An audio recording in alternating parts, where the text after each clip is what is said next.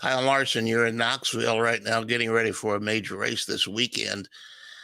Doing a little research there, you won at Peevely, I think it was last weekend. The pictures from there, and even in the copy, they talked about the front wheels coming off the ground on their last lap in the big pass.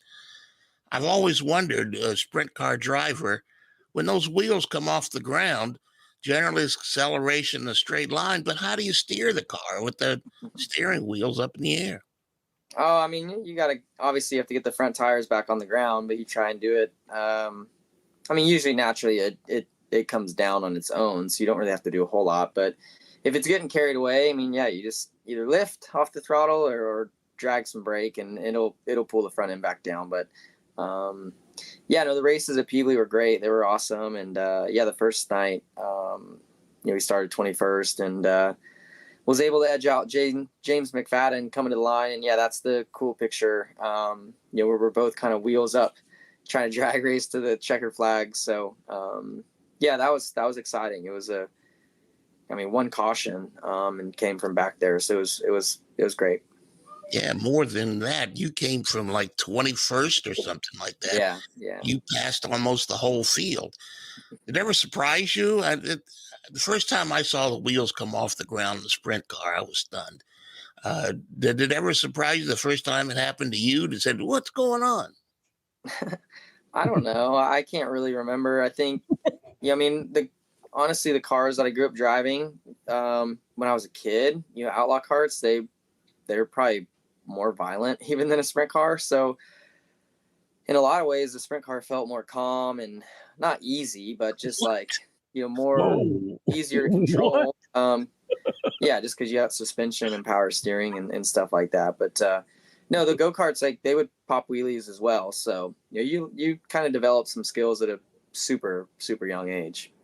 Hey, Kyle, looking at the kind of money that's being thrown around between the World of Outlaws and High Limit Racing, we had Rico Abreu on last week talking about he's losing his checks. He's winning so damn much money. When we first started, I knew the Knoxville Nationals was around 100,000, but now it's last year we got to compete for $1 million to win, and this year we multiple 100,000 to wins, 150,000 to wins, and it's really, really cool for the sport of sprint car racing to be going through and this right now and really elevating the sport. I feel like High Limit Racing has elevated the sport to get to the next level and getting a lot of eyes on it right now because of these high paying races.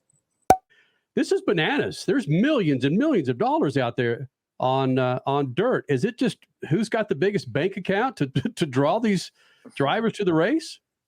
No, I don't know. I mean, I think it's just, some of the events have grown, to have bigger purses. And then, High Limit, we acquired the All-Star Series and was able to, pump a lot of money into our series. So, now we're fairly equal to the World of Outlaws as far as, traveling purse and stuff.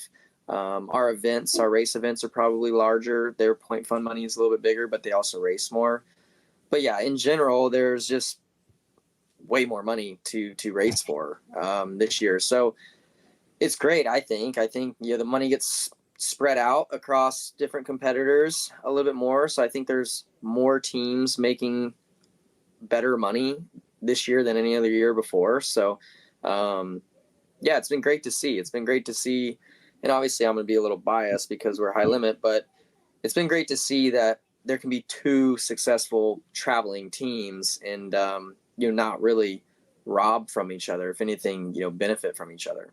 See, that's exactly where I wanted to go with you on this.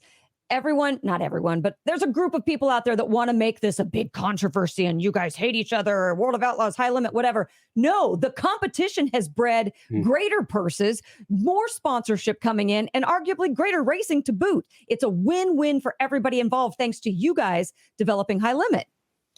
Yeah, thanks. And two, I mean, on top of that, both series have a traveling safety team now where, there was none of that before. So, that's, if anything, the most important piece. I think just not only series pushing bigger purses, which we all want and teams deserve, but also, pushing safety and hopefully, getting these tracks to invest some money into their facilities to make the sport a little bit more safe and professional and all of that. So I think competition has been good, and I think you've seen the sport grow positively, even though in the beginning a lot of people thought it was probably a negative thing happening. Hey, look, man, I was at I-70 for High Limit a few weeks ago. Can you do something about the beer prices? That's the track. That's the track. You'll have to talk to him. Again, Freak Nation, Kyle Larson here with the Freaks. Oh, quickly, Corey Day. This guy is doing bananas on dirt, now running some races with Hendrick Motorsports. What's Kyle Larson's take on Corey Day and really how he's taken racing by storm? Yeah, no, it's awesome. He's extremely talented. It's fun to watch him. It's tough to beat him.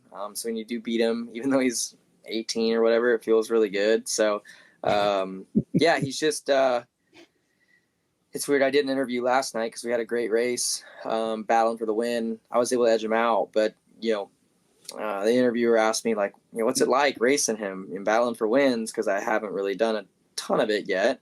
And I was like, man, I would imagine it's a little bit like racing myself. I don't get to do that, obviously, but I feel like he's so similar to me on the racetrack, and the aggressiveness, the never quit, the always trying to find, a faster way around or a different way to get around the track and stuff. Like, it's exciting to watch. It's easy to be a fan. He's always putting on a show.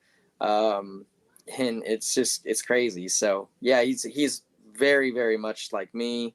I think as I've gotten older, I'm a little bit more calculated. I can still be aggressive like him, but I'm a little bit more calculated, and I'm sure that'll come too as he gets older and crashes and wins more races and understands, how to win races. It'll be like so hard to beat him. So he's really good, and I'm excited to kind of see where his future goes and kind of where this path leads him and how far it leads him. And regardless, he's gonna be successful in anything he gets in. Hey, I'm headed to Knoxville Thursday and Friday. I see you wearing a sweatshirt and a hoodie. Is it cold? It's been super hot. And then today it got cold, and it's supposed to be pretty cold the rest of the week, I think. Like, I didn't look at the weather. I've got one pair of pants, so I'll be doing some laundry this week. I had to go buy some sweatpants today at Walmart. So it chilled up a lot. I mean, it's great. But I wasn't prepared for it. I don't think many people were prepared for it. Just get your team owner to go out there and find some pants in the trash can like you did some of the parts for. Yeah, he would. He could probably find something for sure. The weekend racing is over, or is it? Not on MAV TV.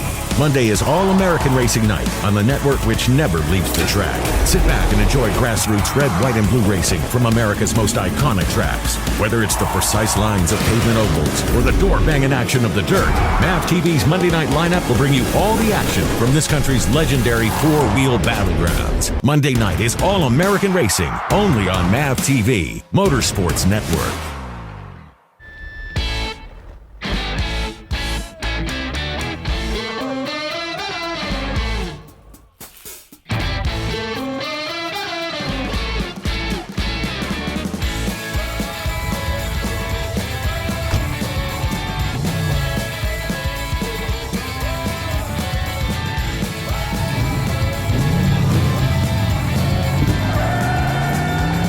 Whatever you do, General Tire delivers.